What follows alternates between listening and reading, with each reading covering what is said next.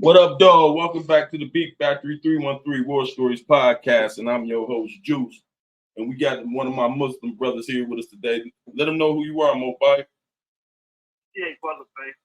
How you doing, Butler Bay? How everything been going? Islam, I'm all right. Islam, King. Islam, just traveling, that's all. Man, you got a very interesting story, and I think the publisher here. That's why I asked you to come on, brother. And I want to start off by asking you, what is it that makes a gangster to you? Well, in the previous life, I looked at it like this: that I want to go stand on his own, support his people there, and everything that constitutes what I thought was street life, Anything in that regard, once then, as they say nowadays, 10 toes down. Okay, at this present moment, can you tell them why you incarcerated now? Back in the murder that happened down one in Detroit, Jackson, Mississippi. Okay, and do you have any remorse? Well, for something that you accused of doing that you ain't did, I can't have remorse for something I ain't did. You know what I mean? But like past events and murders that I've been convicted for, I look at it back now. I was young. We was in the streets real heavy, and so it was like, me or them. So when it came down to it, I'd rather have been them than me. So how many times you been accused allegedly of murder? Well, these three that I'm back on now, well, two of them that I'm expressed. One of them is my old one, and I got like about 5 or 6 of them that they said that I'm supposed to be part of. And what laws you follow? Well, now I follow laws. Back then I was following what we educated as the street laws and codes. That you don't rat on nobody. Stand tall with your man, them. You don't betray your man. Take care of your family.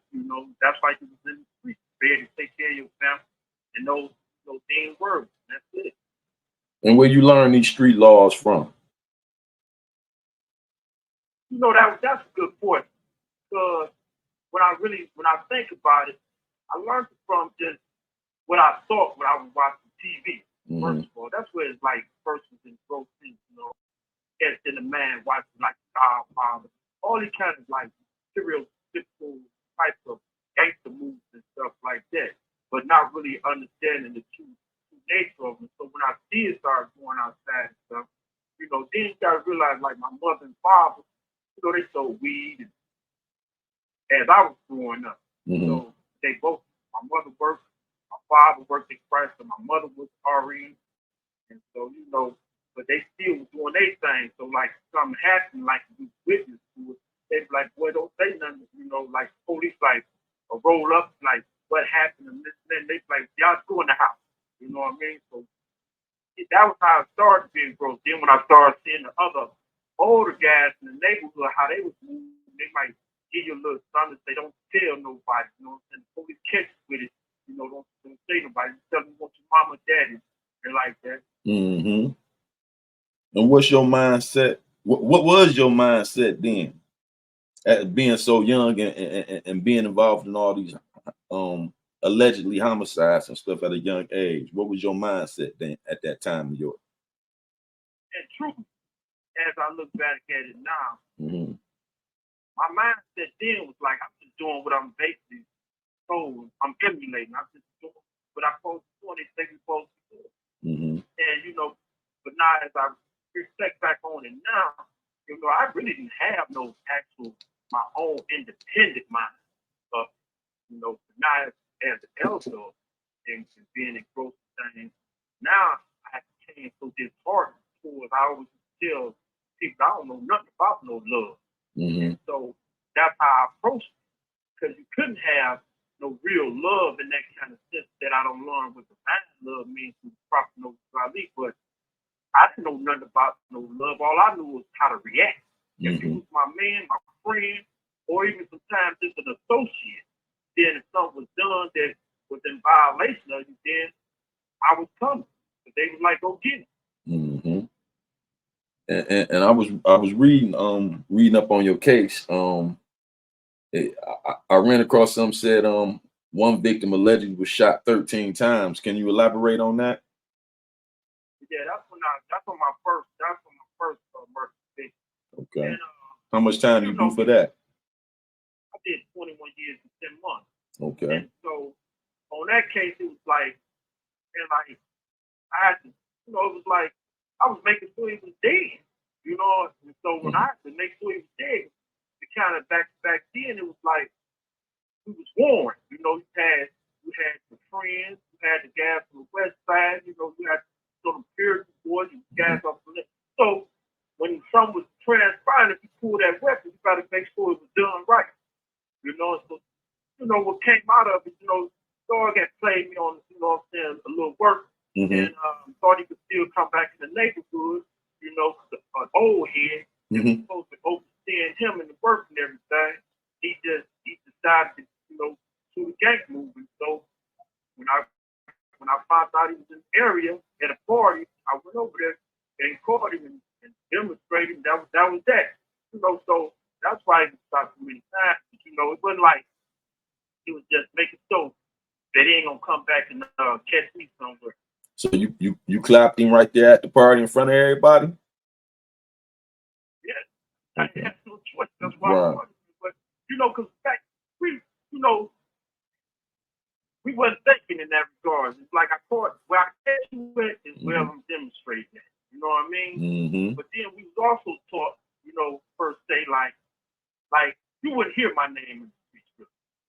So a lot of people be like, but man, I ain't heard about you. I ain't heard this because as I got, as I started really growing up, getting a little older, I started understanding. Like I called it being in the shadow of the backbone because, like, really to all your major situations that clues and stuff like that, you had ones that was involved in them that ones never knew about it. And I looked at that more as how I wanted to emulate my life to be like. So if they called me, you have to believe that I felt that it was worthy of them calling me and you didn't want me to come. Flat out. So why you think? So, go ahead. Go ahead. No, go ahead. I want you to finish. So, because when you look at it, it always was always told gangster movie was. Right? And so that was the whole premise of.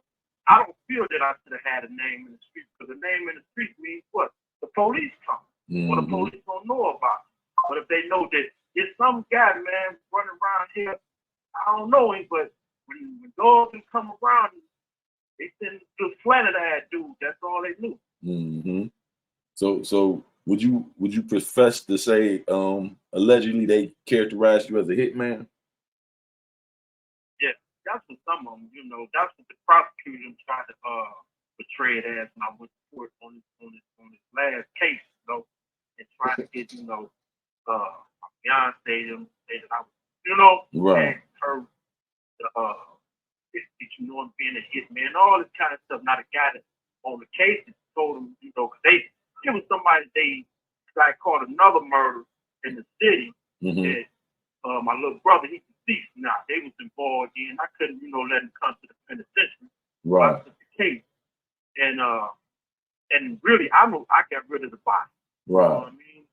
And the guy that actually did demonstrated the situation, he put it on me. And so when they came and got him, he was like, oh, I know about such stuff. You know what I mean? So that's how. Then they say they found my DNA on the zip tab for the Jackson murder. So when they went to question him, they asked him about it. He was like, oh, that was his way out. So he claimed that he was just essentially out the fact of murdering people. Oh, straight up. So how you feel about you didn't tell on your rappies then? They told on you. This is the whole thing. Now the theory that the detective gave was I was supposed to be paid off by two of my co-defendants for a homicide and jack. Mm-hmm. And so it's all on. It ain't no secret. It's all on the news and stuff like that, right? Okay. And so by that transpiring, they concocted, like I told them when I was on the stand. This is a theory that they came up with. Ain't nobody paid me to do nothing. I don't even know one of my co-defendants from a can of paint.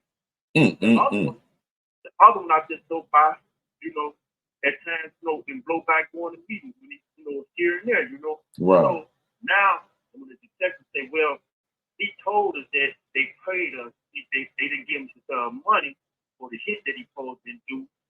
And so this is why he cooperated. So my thing was, like I tell him, well, if I did all this, we know in the state of Michigan, they must record or get some kind of audio, writing, or waiving of rights, Miranda rights, something, So you have 1 minute remaining. If I don't did all this, y'all don't have nothing proving that I don't, that I gave y'all no information about these people. But they wanted them so bad out there where they from that they just put it on them. We see it all the time, right. The victims and stuff like that, how they just doing people. That detectives will say anything. Right. So did your rappies turn on you then on that case? No. Oh, so everybody stayed solid. Yeah, they ain't. Because it wasn't nothing for, see, this the whole thing. It wasn't nothing for nobody to give up. You know what I mean? They got my DNA to stay on the zip tag. So that's what they saying is linking me to the murder. Right. You know what I mean? So by linking me to the murder, and then they got us all on the telephone. Our telephone, my telephone linked to one of them. Because we talking, you know what I mean? We building, Right. So that was that. What led to them? What you think led to them? You said the Prince led to you going to zip ties. What led to them to? Thank you for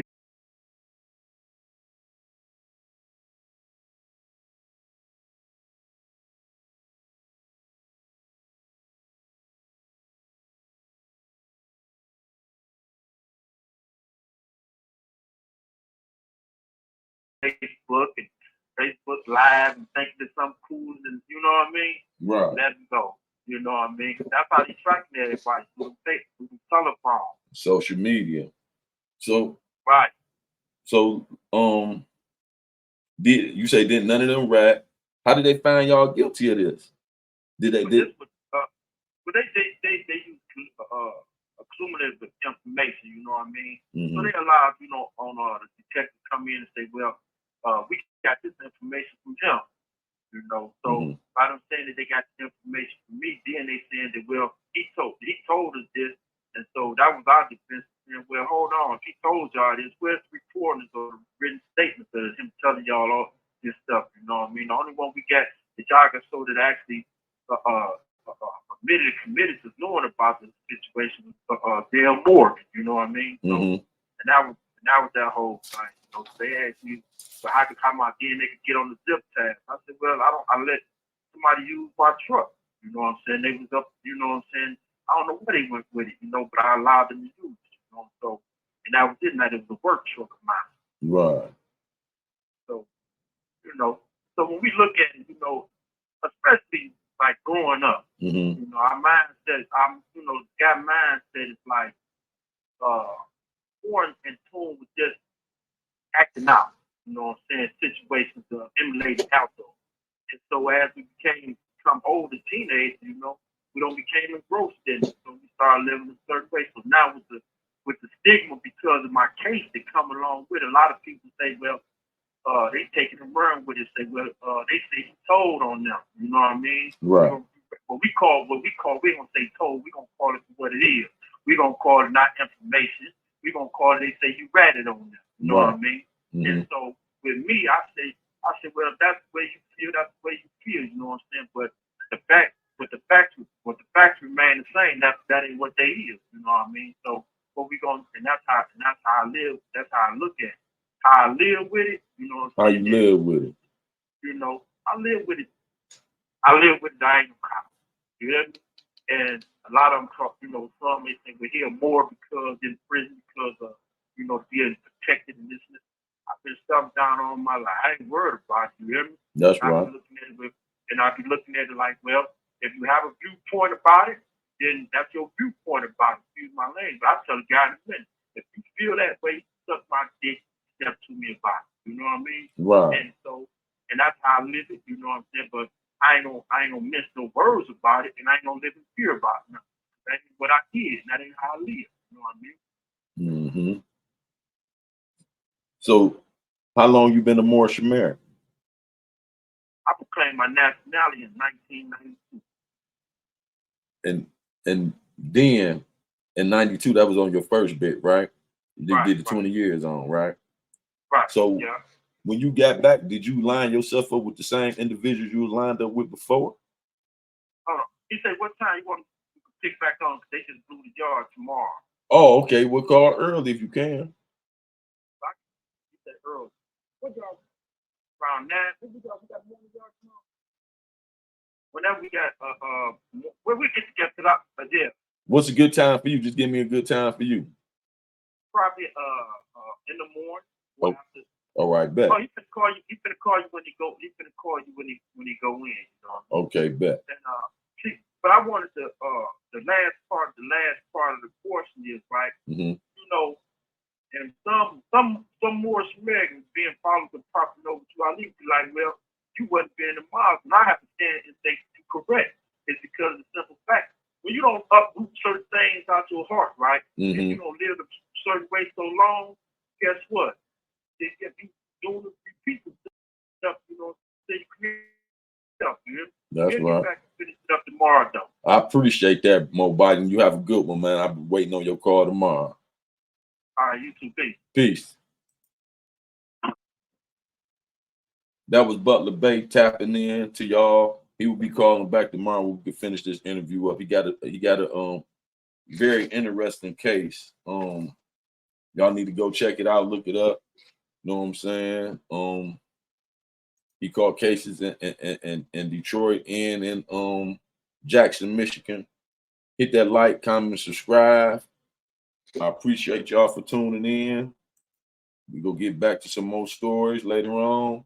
I'm gonna close this one out, but hit that like, comment, subscribe, and share button. Share my videos for me. Let's get this up. You know what I'm saying? And I'm out. I appreciate y'all for tuning in. And remember, the streets ain't what it is, and it's 1,000,001 stories in the urban community. We go get to them all. Stay tuned, and I'm out.